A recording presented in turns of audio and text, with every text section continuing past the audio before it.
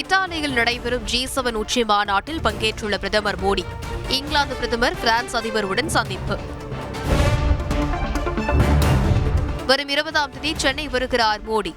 எழும்பூரில் இருந்து நாகர்கோவிலுக்கு வந்தே பாரத் ரயில் சேவையை தொடங்கி வைக்க உள்ளதாக தகவல். ஜூன் 26 மக்களவை சபாநாயகர் தேர்தல்.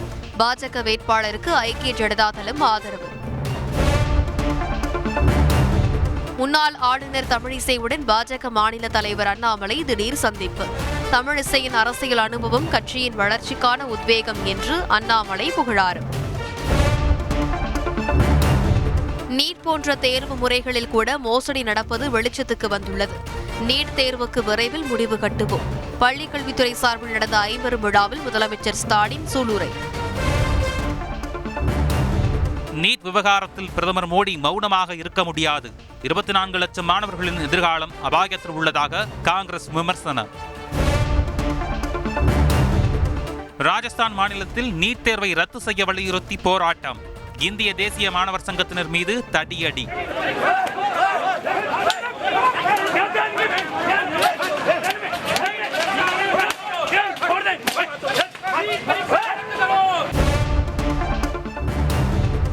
நீட் தேர்வர்களின் நலன்களை பாதுகாக்க மத்திய அரசு உறுதி.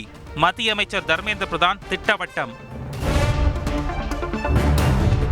விக்கிரவாண்டி இடைத்தேர்தலுக்கான வேட்புமனு தாக்கல் தொடங்கியது.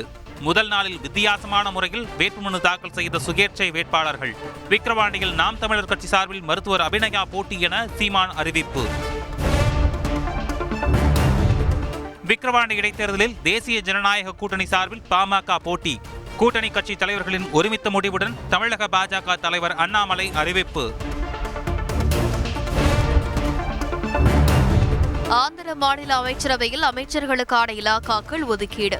துணை முதல்வர் பவன் கல்யாணுக்கு பஞ்சாயத்து ராஜ் ஊரக வளர்ச்சித்துறை ஒதுக்கீடு. நாரா லோகேஷுக்கு மனிதவள மேம்பாடு ஐடி துறைகள் ஒதுக்கீடு.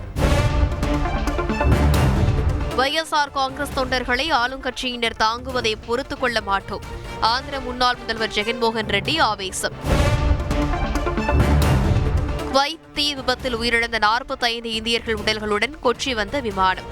கண்ணீருடன் காத்திருந்த உறவினர்களிடம் உடல்கள் ஒப்படைப்பு. கொச்சி கொண்டுவரப்பட்ட உடல்களுக்கு முதலமைச்சர் பினராயி விஜயன் உள்ளிட்ட அரசியல் தலைவர்கள் மரியாதை. தமிழகத்தைச் சேர்ந்த 7 பேரின் உடல்களை பெற்றுக் கொண்டார் அமைச்சர் செஞ்சி மஸ்தான். தனித்தனி வாகனங்களில் அவரவர் சொந்த ஊர்களுக்கு அனுப்பி வைப்பு. ஜூன் மாதத்தில் காவிரியில் தமிழகத்திற்கு 15 TMC தண்ணீர் திறக்க வேண்டும். காவிரி ஒழுங்காற்று கூட்டத்தில் தமிழகம் கோரிக்கை. தமிழகம் மற்றும் புதுவையில் வருகிற 20ஆம் தேதி வரை மழைக்கு வாய்ப்பு. சென்னை வானிலை ஆய்வு மையம் தகவல். நாகை மாவட்டம் வேளாங்கண்ணியில் 200 கோடி ரூபாய் மதிப்புள்ள போதைப் பொருள் பறிமுதல்.